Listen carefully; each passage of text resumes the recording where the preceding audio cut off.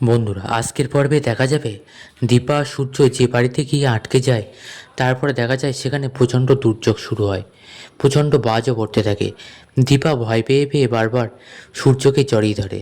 তখন সূর্য বলে, কি করছেন দীপা ম্যাম? বারবার আমাকে জড়িয়ে ধরছেন কেন বলুন তো? আপনার কি কোনো লজ্জা লাগছে না? তখন দীপা বলে, আমি কি ইচ্ছে করে জড়িয়ে ধরছি নাকি? নাকি নিজেকে একেবারে রাজপুত্র মনে করছেন যে আপনার রূপে পাগল হয়ে আপনাকে জড়িয়ে ধরছি? তখন দেখা যায় যে আবার একবার বাজ পড়ে।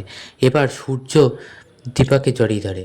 তখন দীপা বলে, এবার বুঝলেন তো যে আমি ইচ্ছা করে জড়িয়ে ধরছিলাম না? তখন সূর্য বলে, আচ্ছা দীপা ম্যাম, আপনার কি আমাকে ছুঁতে ভালো লাগে? ছোঁয়াছুঁয়ি খেলা করতে কি আপনি পছন্দ করেন?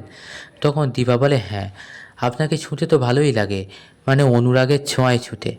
তখন দেখা যায় দীপা বলে, ওসব বাদ দেন, খিদে পেয়েছে না? তখন সূর্য বলে, হ্যাঁ পেয়েছে, কিন্তু খাবার এখানে কোথায় পাবো? তখন দীপা বলে, আচ্ছা ঠিক আছে, আমার সাথে আসুন। এরপরে দীপা যায়। এদিকে সূর্যেরও টান লাগে, দুজনের তো শিকল দিয়ে বাঁধা। তখন সূর্য বলে, আরে একটু আস্তে টানবেন তো, পড়ে যেতাম তো। এরপর দীপা এগিয়ে গিয়ে দেখে যে ওখানে রান্নার সমস্ত সরঞ্জাম আছে। এদিকে দেখা যায় যে স্টোভও আছে। তখন দীপা বলে, এই তো স্টোভ আছে, চলুন দেখি। এরপরে চাল ডালও পেয়ে যায়। তখন সূর্য বলে, আরে অন্যের জিনিস না বলে এইভাবে নেওয়া? তখন দীপা বলে, ঠিক আছে, আমরা তো বিপদে পড়েছি না, এখন তো রান্না করে খাওয়া দাওয়া করি, তারপরে নয় ওনাকে টাকা পয়সা দিয়ে দেবো। এরপরে রান্না করতে শুরু করে দীপা। সূর্য হেল্পও করে। এমন সময় দেখা যায় রান্না করতে করতে দীপা কারোর পায়ের শব্দ পায়। তখন দীপা বলে, চুপ করুন মিস্টার সেনগুপ্ত, মনে হয় কেউ আসছে। তখন সূর্য বলে, হ্যাঁ, কে আসতে পারে বলুন তো? তখন দীপা বলে, মনে হয় ওই গুন্ডাগুলো আবার আসছে।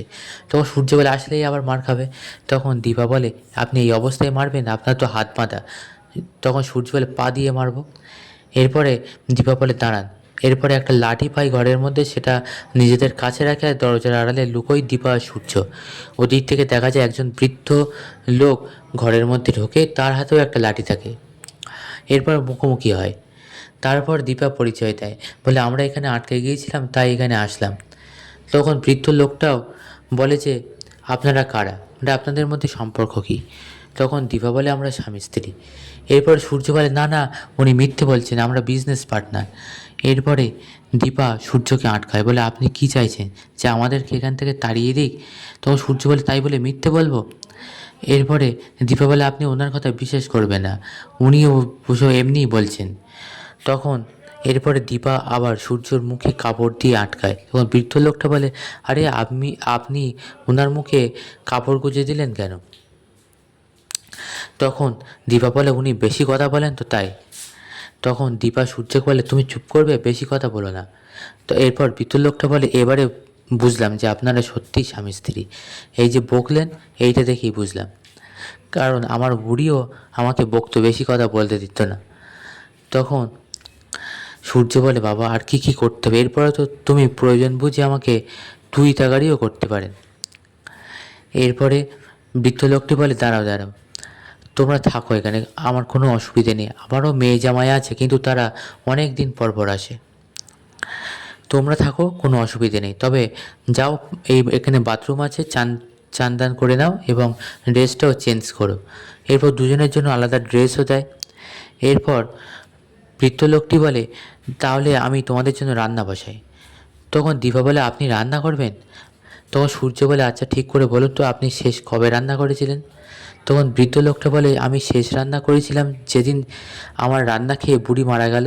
তখন দীপা আর সূর্য চমকে ওঠে, বলে, না বাবা, দরকার নেই ওনার হাতে রান্না খাওয়ার। তখন দীপা বলে, না না, আপনাকে রান্না করতে হবে না, আমি চান করে রান্না বসাচ্ছি। তখন বৃদ্ধ লোকটা বলে, আচ্ছা ঠিক আছে। এরপর সূর্যকে বলে বাথরুমে যেতে, চান করার জন্য। তখন সূর্য বলে, আপনার কি মাথা খারাপ হয়ে গেছে, আমরা দুজন একসাথে? না না, আমি যাব না। তখন দীপা বলে, ঠিক আছে, আপনার চান করতে হবে না, আপনি ড্রেসটা তো চেঞ্জ করবেন। তখন সূর্য বলে, না আমি যাব না। এরপর দীপা টানতে টানতে নিয়ে যায় সূর্যকে। এদিকে দেখা যায় সোনা সূর্যকে না পেয়ে রূপাদের এখানে আসে। এদিকে রূপাও চিন্তা করতে থাকে যে মার কোনো খবর পাওয়া যায় না। কৃষ্ণের সাথে বলতে থাকে, এমন সময় দরজায় নখের আওয়াজ পায়। দরজায় নক করতে থাকে। তখন রূপা মনে হয় মা এসছে। এরপর দরজা খুলেই তাকে সোনা বলে, তুমি? এরপর সোনা ভিতরে এসে তো প্রচণ্ড হব্বিতব্বি শুরু করে, বলে, আমার বাবা কোথায়? তোমার মা দীপা সেনগুপ্ত আমার বাবাকে নিয়ে কোথায় গিয়েছে? এরপর রূপা বলে, আমি জানি না। এরপর রূপাকে তো প্রচণ্ডভাবে খারাপভাবে বলতে থাকে এবং গায়েও হাত তোলে। তখন কৃষ্ণ বলে, এ কী শুরু করেছো অন্যের বাড়িতে এসে তুমি? এমন সময় অবিনাশ এসে যায়, বলে, এরকম করতে থাকলে কিন্তু আপনাকে পুলিশে দেবো। তখন উর্মি বলে যে, আপনি কি পুলিশে দেবেন, আমরাই পুলিশের কাছে গিয়ে কমপ্লেন করব। এরপর উর্মি আর সোনা যায় থানায়, গিয়ে কমপ্লেন করে। তখন তারা জিজ্ঞাসা করে সোনাকে, পুলিশ অফিসাররা, যে আপনার বাবা যার সাথে গিয়েছে কী সম্পর্ক? তখন সোনা বলে, আমার বাবা আমার মাকে নিয়ে গিয়েছে। তখন পুলিশ অফিসার তো অবাক হয়ে যায় শুনে, বলে, এতে আমরা কি করতে পারি? তারা গিয়েছে হয়তো কোথাও ঘুরতে গিয়েছে। তখন সোনা বলে, না, কোথাও ঘুরতে চাইনি, ওনাদের মধ্যে খারাপ সম্পর্ক। তখন পুলিশ অফিসার বলে, হয়তো সম্পর্কটা ভালো করার জন্যই গেছে। বন্ধুরা, এই ছিল আজকের মতন আপডেট। পরবর্তী আপডেট পেতে অবশ্যই আমাদের সঙ্গে থাকুন, চ্যানেলটিকে সাবস্ক্রাইব করুন।